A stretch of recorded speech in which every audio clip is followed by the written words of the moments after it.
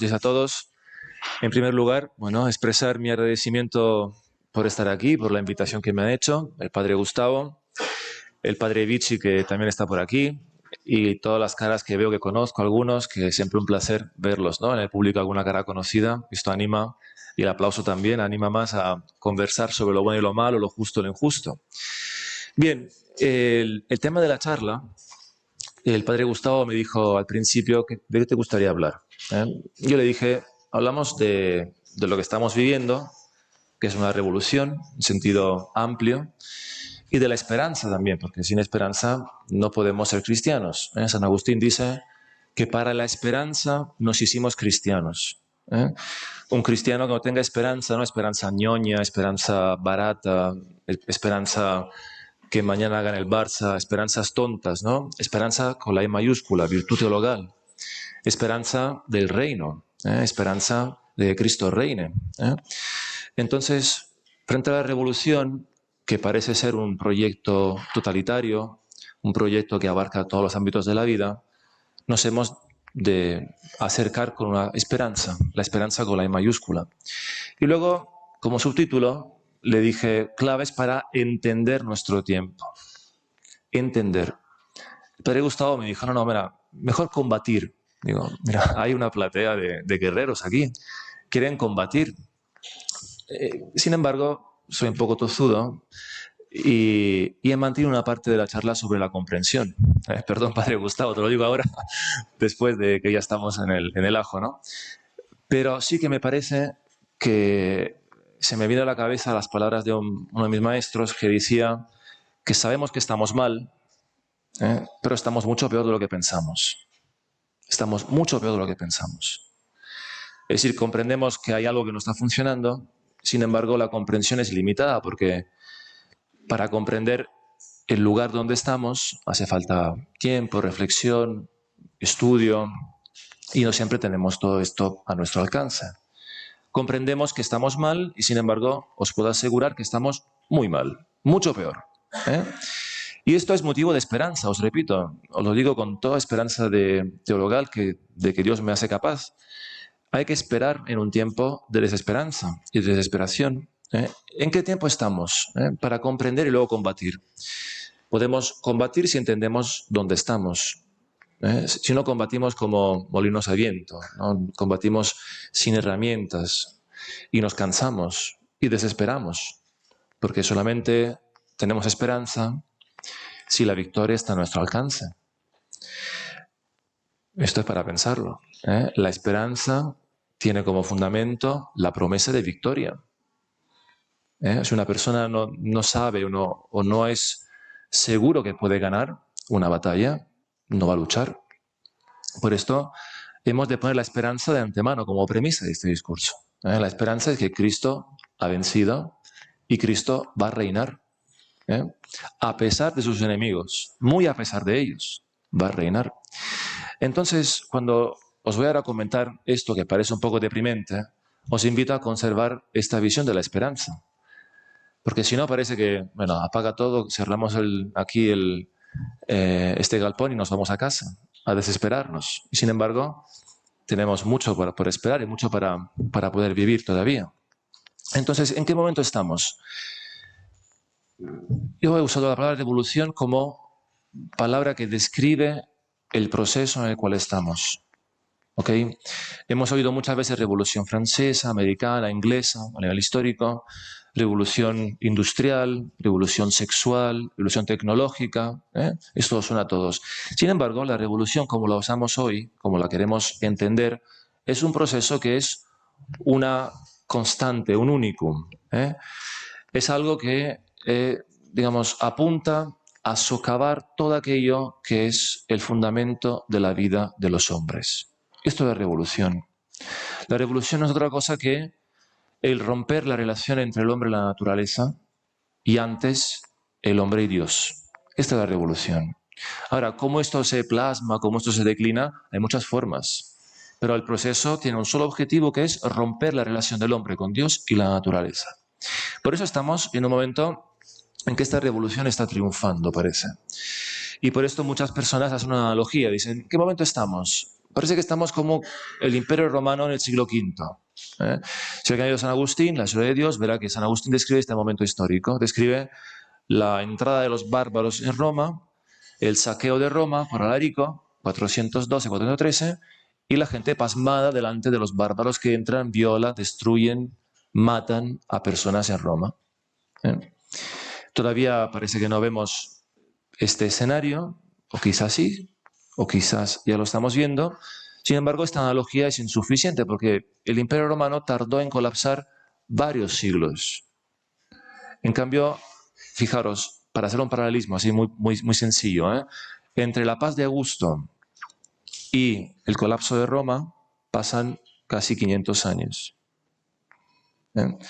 Entre lo que los historiadores llaman la Pax Americana, el siglo de paz americano, y el colapso, hablamos de unos 20 años, 2001, 2023. Es decir, que lo que hemos visto en procesos históricos en siglos, lo estamos viendo a cámara ultra rápida en pocos años. Quizás no sois conscientes por vuestra edad, ya me siento viejo en decir esto, pero es así. La velocidad con la cual estamos asistiendo a unos cambios antropológicos, sociológicos y políticos. Es una velocidad que impide la contemplación. Es tan rápido que no nos damos cuenta. Por esto, cuando hablamos de revolución, hemos de entender que estamos en este proceso histórico, estamos en este contexto y que cada uno de nosotros está, de algún modo, expuesto a esta tempestad, a este momento. Bien, esta revolución tiene unos efectos que llamaremos hoy desarraigo. Desarraigo es el perder la capacidad de arraigarse, de echar raíces en los elementos de socialización de los hombres. Lo voy a decir con palabras más sencillas. Cada uno de nosotros, para poder responder a preguntas fundamentales, a preguntas existenciales, a preguntas que permiten vivir, debe responder a una serie de preguntas que son como macrofactores de socialización, que son tres en general. Uno es sobre la cultura, otro es sobre el trabajo y sobre la religión. Son tres ejes simbólicos de arraigo. Toda persona pasa por este proceso simbólico. Toda persona, el que se dice ateo y no lo es, el que es agnóstico, el que es comunista, cualquier persona pasa por esto, porque la vida del hombre es esta. Tiene que responder a algunas preguntas que tienen que ver con la cultura, con la religión y con el trabajo. ¿Okay? Ahora, si nos paramos un momento a pensar, cultura, trabajo y religión han sufrido unos cambios enormes en los últimos 20 años, 50 años, 100 años. Rápidamente, el tema cultural, o sea, toda persona nace en una cultura, en un contexto cultural en el cual absorbe las categorías para entender su vida, para saber quién soy, a qué vengo, quiénes son mis padres, cuál es el sistema de valores compartido, cómo comemos en la mesa, cosas que son culturales. Bien, no solamente el desmoronamiento de la familia como institución es un proceso que hoy está ya a sus últimos estadios, sino que esta cultura acerca de la identidad de uno, de quién soy, ha llegado a cuestionar hoy a personas muy jóvenes acerca de su identidad sexual. Es decir, que este desarraigo ha llegado al punto de cuestionar hasta la misma raíz biológica del hombre. No solo cultura. Fijaos, la cultura se funda sobre la naturaleza. Es como si fuera una capa por encima de la naturaleza, la cultura. En cambio, hoy asistimos a un proceso de desculturalización donde los nuevos bárbaros entran en la ciudad sin los modales, sin la educación, sin los sistemas de valores que hemos compartido por siglos y siglos. Y se cuestiona la identidad hasta de los más pequeños. Así que vivir en un contexto cultural, familiar, identitario, totalmente desmoronado, crea culturalmente personas que son la que tenemos delante. La generación Ewoke, la generación Snowflake, todos estos elementos que vemos de profunda sensibilidad acerca de temas que son totalmente secundarios respecto a la vida de las personas, reacciones frente a las dificultades o opiniones distintas, son elementos que vienen de una cultura que ya viene muy desgastada, muy desgastada. Y por esto, digamos, este elemento de desarraigo está en nuestra cultura. Tenemos que separarnos de lo que es nuestra identidad cultural, identidad de lugar de nacimiento, identidad religiosa, identidad hasta de género, le llaman, sexual. Bien, desarraigo en lo que es el ámbito laboral. El sistema de trabajo, el sistema de producción actual, en el orden neoliberal, es un sistema de producción que cada vez más prescinde de la fuerza de trabajo humano.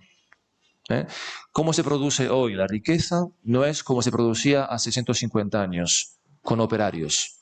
Hoy el sistema laboral prescinde del trabajador y cada vez más es un proceso esto muy intenso. La riqueza en la sociedad postindustrial se crea sin el trabajador. Eso es así, sin el trabajador.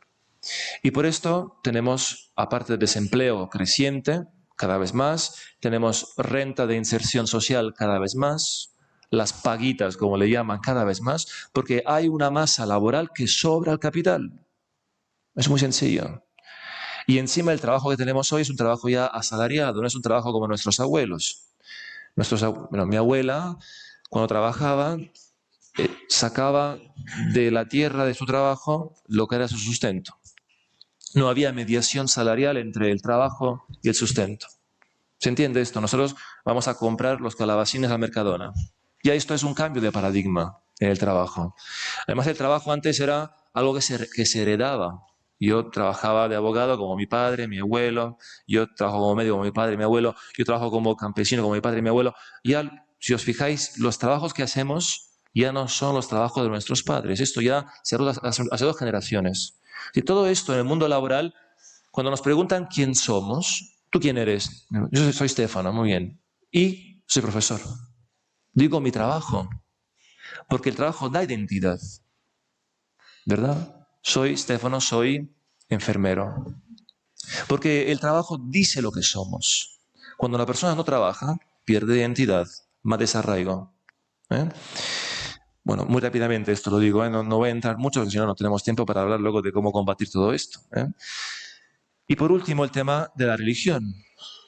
El tema de la religión, huelga decir, ¿no?, de cómo está el tema religioso. Más en Cataluña, que es una tierra totalmente ya descristianizada, diría yo, totalmente casi.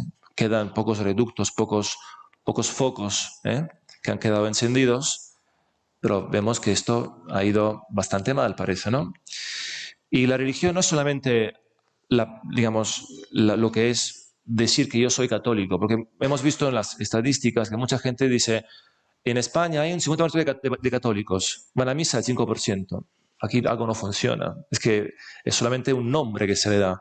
Cuando digo religión me refiero más, no solamente a esto que estoy diciendo, sino también al sentido de lo sagrado, al sentido sagrado de la existencia.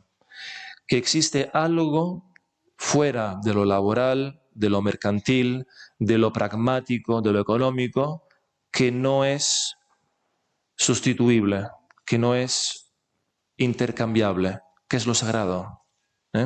Entonces todo es perfectamente intercambiable, todo es perfectamente fungible. Uno puede pensar cómo es posible que la eutanasia se haya legislado en un momento, ¿no?, hace 2 años, casi sin debate público, con una mayoría abrumadora a nivel social. Algo está pasando y lo sagrado ya no es tampoco la vida de mi padre y mi madre en un lecho de muerte. Nada es sagrado, ni una amistad, ni una lealtad, ni un sacerdote, ni un lugar, un templo. Nada es sagrado en mi vida. De hecho, ni mi cuerpo es sagrado.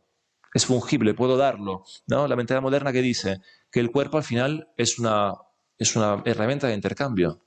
Si yo doy mi cuerpo, esto no me afecta, ¿no? Y por eso entendemos, digo así, digo pinceladas, entendemos fenómenos como OnlyFans, ¿no?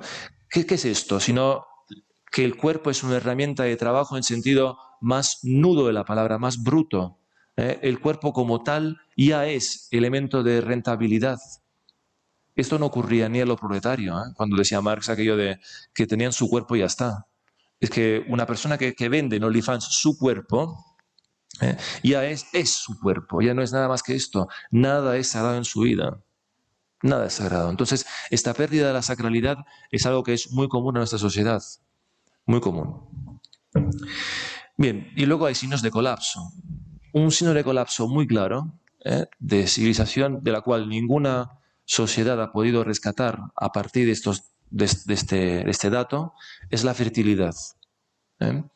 Si ninguna sociedad ha podido resurgir a nivel social con una tasa de fertilidad como la que tenemos hoy.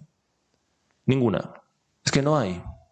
No existe ningún caso histórico de poder revertir un proceso de fecundidad a 1.1.2.3, 0,95 en Sardeña, en Italia, de hijos por mujer. No hay, ni en las peores guerras ha sucedido esto. Durante las guerras eran mucho más altos la tasa de fecundidad. ¿Cómo es posible que estamos en el estado de bienestar y tengamos entonces tasas de fertilidad que están por debajo de los niveles de guerras, diría casi mundiales o atómicas? Pues es un signo de colapso espiritual, es un desmoronamiento social totalmente, ¿no? Además tenemos más signos de esta decadencia, como la decadencia de la costumbre, tenemos el tema del aborto también, el tema demográfico lo hemos dicho, el tema de la eutanasia, la promoción del homosexualismo, el control de masa a través de los medios de comunicación, los medios de distracción de masa que tenemos, la propaganda, todo esto. Bueno, tenemos un panorama bastante demoledor. Y luego, sin hablar de la situación eclesial. En los tiempos de profunda crisis de la Iglesia, siempre pensemos en la crisis arriana, en momentos históricos, ¿no?, de profunda corrupción del clero y también del pueblo de Dios. Nunca hemos llegado a esto que estamos viviendo hoy. Nunca hemos llegado a esto. Y aquí entramos ya en un contexto que no es sociológico, sino es más bien escatológico, que es entender el tiempo también de la Iglesia. Porque la esperanza a la cual me remití al principio, es una esperanza también que se funda sobre una revelación que hemos tenido. Esta revelación dice que deben pasar ciertas cosas y están pasando algunas de ellas. Y entre estas está el fenómeno de la apostasía. El fenómeno de la apostasía es un fenómeno muy preocupante, que quizás el más preocupante de todos, porque la apostasía, digamos, no es una apostasía. Cuando uno lee a San Pablo, la carta a los Tesalonicenses, el Apocalipsis, la apostasía no la puede entender como la apostasía del mundo. El mundo siempre ha sido apóstata. El mundo ha apostatado desde el momento del Calvario. El mundo siempre ha sido apóstata. Babilonia siempre ha sido Babilonia. Es que nunca ha cambiado. Lo que ha cambiado era los que en cambio creían y luego han apostatado. Esta es la apostasía. Los que deberían creer y no creen más. ¿Y quiénes son estos? Hemos visto la apostasía de las naciones, apostasía de naciones católicas de un tiempo, la cristianísima Francia. La cristianísima Francia, uno se va a Francia ahora y se asombra, ¿no?, de lo que hay. La cristianísima Francia. Queman un templo cada dos por tres en Francia ahora. España. Santiago y Sierra España. ¿Dónde está la apostasía? Mira Cataluña. Miremos Cataluña cómo está. Tierra de mártires, tierra de santos, de misioneros. ¿Dónde están estos? Ahora cerramos templos, ¿sabéis, no? Ahora estamos cerrando templos. En Cataluña, en Barcelona. Apostasía de las naciones, apostasía de los pueblos católicos de un tiempo, de los bautizados. La generación que apostató fue la generación de mis padres, para que un poco pongamos fecha. Años 40, 50, 60 de nacimiento. Esta es la generación que ha apostatado. De bautizados aún. La generación de hoy es una generación de no bautizados ya. Ya llegamos a la segunda generación de no bautizados. Y eso tiene un significado. Cuando se dice aquello, ¿no?, del bautismo y tal, San Agustín esto lo dice claramente. Nunca hemos vivido en un mundo de falta de sacramentos. no sabemos qué significa un mundo que no tiene sacramentos y qué significaron los sacramentos de la Iglesia sobre el mundo. Los sacramentos de la Iglesia sobre el mundo fueron un exorcismo mayor, así lo digo. Fueron un exorcismo mayor, fueron echar demonios de la tierra. Esto fue el bautismo para la Iglesia. Y San Agustín, que conoció un mundo pagano, un mundo de demonios, esto lo decía. La Iglesia echa demonios con los sacramentos. En un mundo donde los sacramentos ya no se realizan, los demonios vuelven. Y por esto vemos comportamientos, vemos actuaciones que el mal que realizan es un mal que no es a modo humano. A modo humano está la mentira, la deslealtad, está el adulterio, eso es a modo humano. Pero hay males que se cometen hoy día que es un mal que es distinto, es a modo demoníaco. La matanza de inocentes, el odio a los pequeños, a los minusválidos, a los que sufren. Este odio, este mal que se realiza, es un mal que no es a modo humano, es un mal a modo demoníaco. Y luego, bueno, estamos en esto. Luego la pandemia. Bueno, aquí podríamos hablar muchísimo, pero bueno, no entramos porque si no, no acabamos más. El tiempo pasa muy rápidamente. Entonces, bien, os hago un paralelismo para entender cómo esto de la pandemia, sin ningún tipo de voluntad. Tengo una mosca que, ¿veis? Los demonios, ¿no? Entonces, la situación eclesial.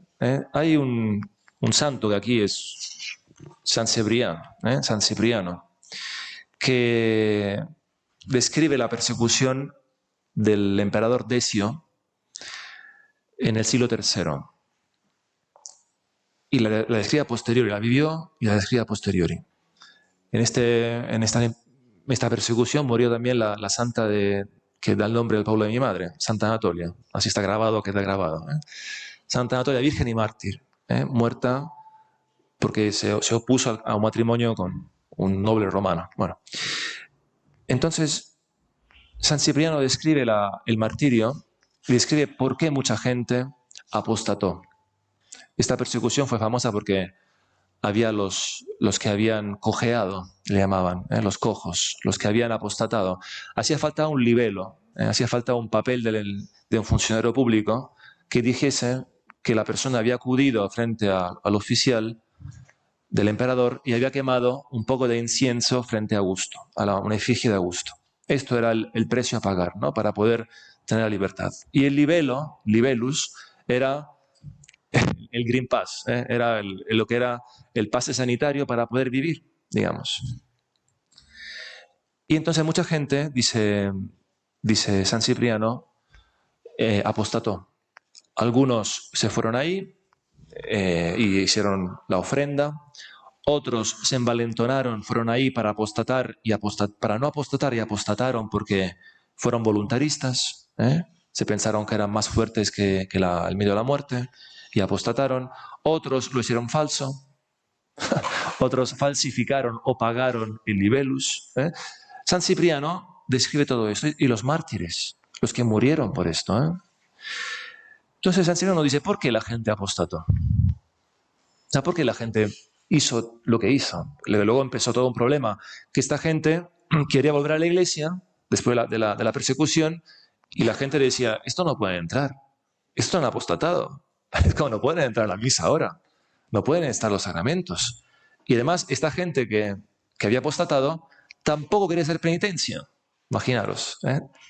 Entonces, ¿qué sucede? ¿Por qué apostataron? San Cipriano dice que apostaron porque demasiada paz de Augusto, dice, el tiempo de paz que vivieron, la larga paz imperial, hizo olvidar a los cristianos las persecuciones y empezaron a acumular cargos y patrimonios.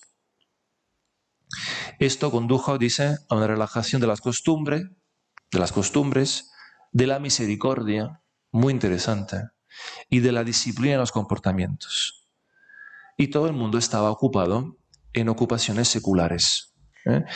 Así que el mundo se había agarrado a su independencia económica, dice, traducido en términos modernos. Tenían una buena cuenta bancaria, estaban tranquilos. Tenían la hipoteca pagada, tenían un buen sueldo, todo iba bien, ¿verdad? Y sin embargo apostataron. Porque aquella independencia económica, dice San Cipriano, así como depende de otro, este otro te la puede quitar. Por esto invitaba a poner nuestra confianza, nuestra esperanza en aquel que es leal, en aquel que es fiel, que nunca revoca su fidelidad, que es Dios. Bueno, entonces estamos delante de una nueva ideología, de un régimen revolucionario, y este régimen tiene su credo, tiene, digamos, la ideología del régimen, aquello que debe ser confesado, aquello que debe ser protegido, defendido. Aquí está la cultura woke, la cancellation culture, políticamente correcto, el transexualismo. Lo que se ha producido es lo que Antonio Gramsci, había denominado en su momento, años 20, un nuevo sentido común. Hoy estamos en un nuevo sentido común revolucionario. Esto es lo que hay. Y esto es donde estamos insertados. Bien, esta situación es reversible. ¿Qué se puede hacer? Esta es la pregunta que hoy queremos responder. Bueno, para responder a esto, voy a tirar de un ejemplo cristiano ortodoxo que fue Solzhenitsyn. Solzhenitsyn, quien no lo conoce, es un escritor ruso que pudo escapar de Rusia durante el cambio de régimen entre Stalin y Khrushchev. Había estado varios años en un campo de concentración, en un gulag. Había sido condenado a 25 años de trabajos forzosos porque había escrito un libro acerca de la vida de un hombre común en Rusia durante el tiempo soviético. Y denunciaba, ¿no?, la vida demencial que se llevaba a cabo en un régimen soviético. Demencial, hacer colas por todo, por ejemplo. Bueno, entonces él dice una cosa que luego otro autor recibe y le pone en un libro que se llama Roderer, que dice vivir sin mentiras. Vivir sin mentiras es el título de una charla que da Solzhenitsyn en Inglaterra, si no me equivoco, al mundo capitalista, liberal, que lo veía él como el gran denunciador del mundo soviético, que nos viene finalmente a decir las cosas que nosotros tenemos razón. Bueno, Solzhenitsyn dice una cosa, dice, eso es verdad, ustedes están peor que ellos, parece, están muertos espiritualmente, pero le dice una cosa que vale para nuestros tiempos, que es no colaborar con la mentira. Es decir, que el primer paso para romper este imperio de la mentira, este sistema de mentiras, es no colaborar con ella. Y no hacerlo a nivel personal, a no aceptar la mentira en nuestras vidas. Y esto es realmente ir contracorriente, porque es no asumir la mentira que el mundo asume como verdad universal, como aquello que debe ser hecho. Bien, ¿y cómo se hace para vivir la verdad en un contexto de mentiras? Yo creo que es esencial, y esto quizás es la clave más importante, es conservar una comunidad donde se vive esta verdad conjuntamente. Y esta comunidad donde viven padres, es una familia, donde luego se alarga y hay amigos, hay otras familias, se vive esencialmente dos cosas. Se vive la caridad mutua, y se vive el culto divino. Es decir, que se vive la vida entre los hombres, una vida cordial, una vida de lealtad, de amistad. Los hombres no pueden vivir sin amistad, dice Aristóteles. Una vida de verdad y una vida en el culto divino, donde se reza juntos, donde se va a misa juntos, donde hay una visión de la vida sobrenatural juntos.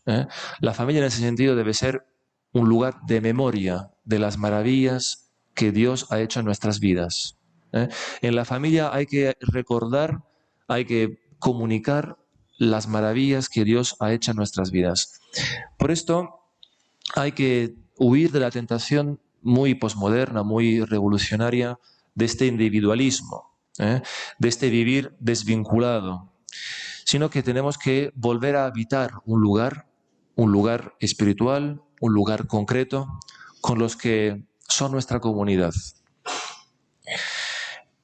Agamben, que no es un filósofo católico, sin embargo, es un filósofo que dice muchas verdades en ese contexto. Dice una cosa que me parece muy certera. Dice, los disidentes deben pensar en crear algo así como una sociedad en la sociedad. Crear una sociedad en la sociedad. Una comunidad de amigos y vecinos dentro de la sociedad de la enemistad y la distancia. La sociedad revolucionaria cada vez más va a ser una sociedad violenta, donde es imposible cualquier relación verdadera de lealtad y de amistad. Esto ya lo estamos viendo, lo estamos ya presenciando esto. El poder vivir una comunidad familiar y de amigos donde todavía se mantiene y se conserva este don de Dios es esencial para vivir en esta embestida en que estamos viviendo. Aquí el problema es el problema de crear burbujas, ¿no? Crear como microcolectividades, burbujas alejadas de otros. Esto tampoco es bueno, pero sí que creo que en un contexto tan hostil, en una tierra tan hostil como se está convirtiendo la vida pública, hace falta para vuestros hijos, para mis hijos, poder conservar un lugar para poder vivir una experiencia de verdad de las cosas. Y por esto hace falta un apego a lo real, al hombre, a la verdad de las cosas. Hasta os diría a la carne, no en sentido bíblico, no lejos de mí, a la carne en sentido de vivir lo que es la vida de los hombres. Ahora, cuando acabo esta charla, pues voy a comer con los amigos, un chuletón. Esto es la vida de los hombres.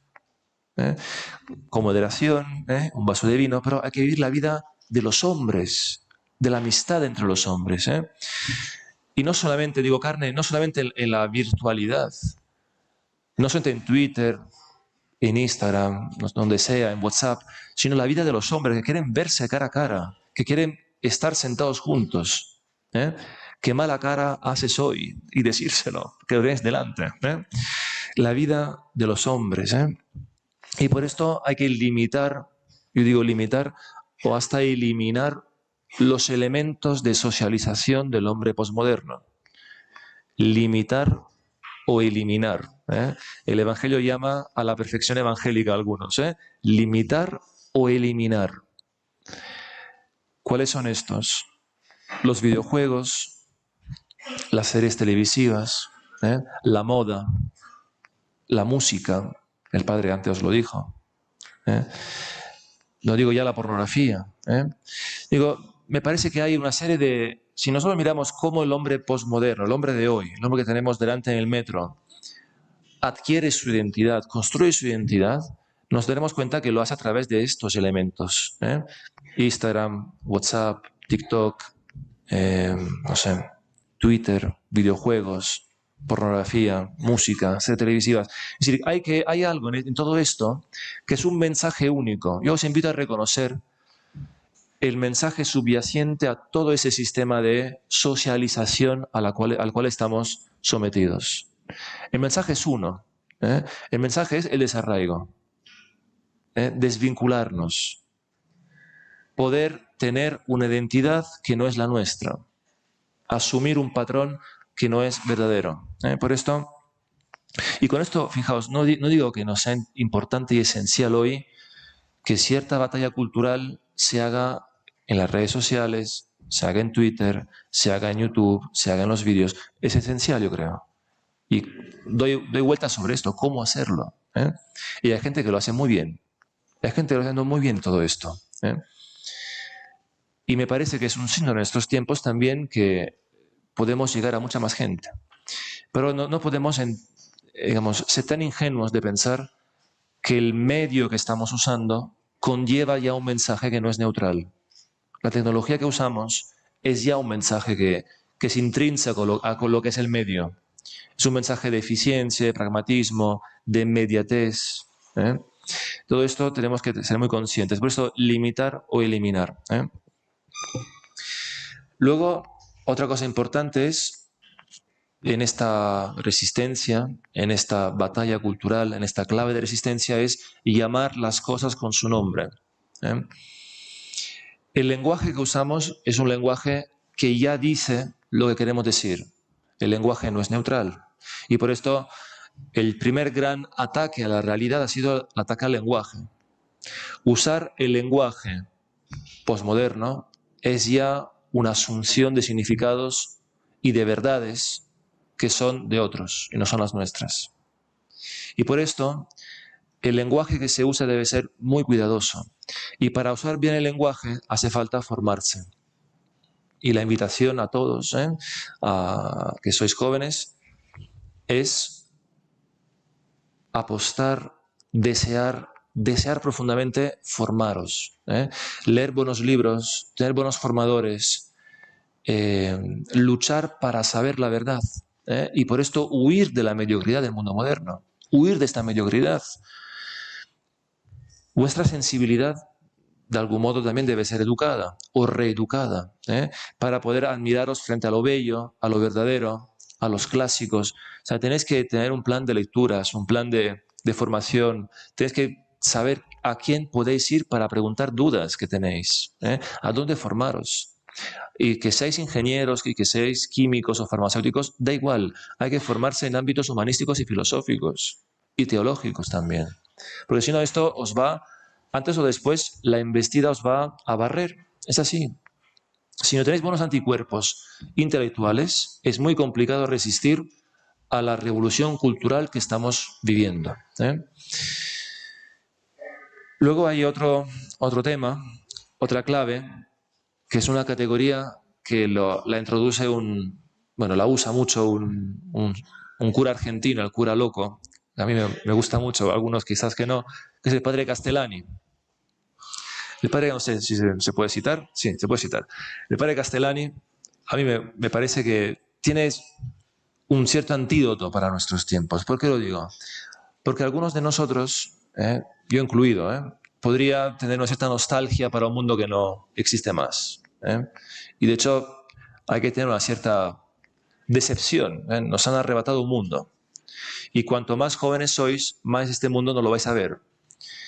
Yo personalmente he visto un mundo antiguo a través de una persona que es mi abuela. De hecho, nosotros podemos conocer un mundo anterior a nuestro a través de una socialización, alguien que nos introduce a este mundo.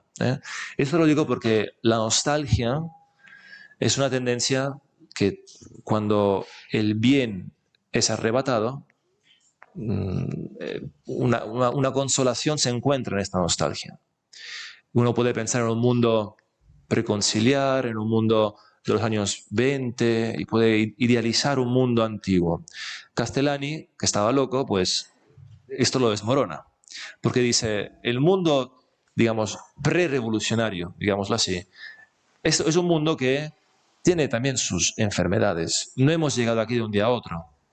Este mundo pre-revolucionario ya era revolucionario también. Y tenía ciertos tics en el ámbito eclesial también. Y él le llama a esta categoría el farisaísmo. Los fariseos, que según Castellani eran el enemigo humano más importante de Cristo. Cristo tuvo como enemigo, digamos, enemigo espiritual el demonio, de hecho fue a visitarle. Y todo lo que pasó en la pasión es demoníaco, se entiende. Sin embargo, a nivel humano, dice, su enemigo, donde Cristo usó las palabras más duras, las palabras, hasta los gestos más de ira, de la santa ira, fueron los fariseos. ¿Y por qué los fariseos? Porque los fariseos dicen, dice Castellani, son los que simulan la santidad, y lo que son es el egoísmo. O sea, consiguen simular la santidad cuando adentro, internamente, son totalmente corroídos por el egoísmo, por la maldad, por la envidia. Entonces, esta simulación de la santidad, cuando en realidad es todo lo contrario, es un grave peligro. ¿Y por qué digo esto? otra frase de Castellani. Dice, años 50, esto dice, año 40 y poco.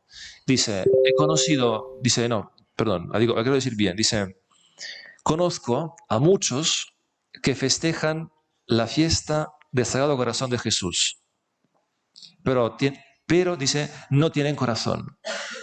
A mucha gente que festeja una devoción de la cual yo me inscribo a pleno título, del Sagrado Corazón de Jesús, y sin embargo no tienen corazón. O sea, esto es algo que tenemos que tener muy presente, ¿eh? Porque es muy fácil no diferenciar la pertenencia en un contexto más de falta de identidad y de falta de buena socialización, de identificar la pertenencia al culto, a la fe católica, por un estamento social-económico, ¿no? De gente adinerada, de gente de bien. Y esto hay que huir de esto, ¿eh? Como la peste, ¿eh? Como la peste hay que huir de esto. O sea, esto es el primer eslabón de la mundanización, ¿eh? Nos seremos mundanos cuando entendemos la fe católica como un estamento socioeconómico. Y eso es un gran peligro para tenerlo presente. Y por esto, paso seguido a esto, es esencial para no caer en esta trampa, vivir una vida de oración, de caridad, de sacramentos muy asidua. No hay otro camino que no sea este, ¿eh? No se puede resistir en la esperanza sin los sacramentos. Es imposible. O sea, el mundo tal y como está, lo que conduce es a la desesperanza. Solamente podemos resistir en este contexto con la vida divina en nosotros, ¿eh? Por esto la Santa Misa, bien celebrada, bien vivida, es esencial en la vida, en la clave de resistencia en nuestros tiempos, ¿eh? Un poquito más, ¿eh? Otras cosas, otras claves de resistencia. Cuando Cristo sabemos, por los evangelios, que tiene una sutil ironía en alguna contestación que realiza a algunas personas. Una sutil ironía. Y también tuvo, en un momento puntual, una santa ira, que fue cuando se encontró en el templo los mercaderes comerciando palomas y animalitos para el sacrificio anual, ¿eh?, de la Pascua. Y Cristo se enojó de verdad, y le llamó raza de víboras, le llamó con epítetos muy duros, ¿eh? Cristo se enfada, la santa ira de Cristo se enfada por una razón esencial, que es la ocupación por parte de los fariseos, de los que estoy llenos de egoísmos, del templo, ¿eh? Y también nosotros tenemos que participar de esta santa ira. Tenemos que tener sangre en las venas, ¿eh? Tenemos que sentir profunda decepción y profundo deseo, de no pertenecer a esta mediocridad imperante. Y tenemos que poner una distancia también con este mundo, saber que hay algo que no quiero compartir, que no quiero que entre en mi vida, que no quiero que forme parte de mi vida.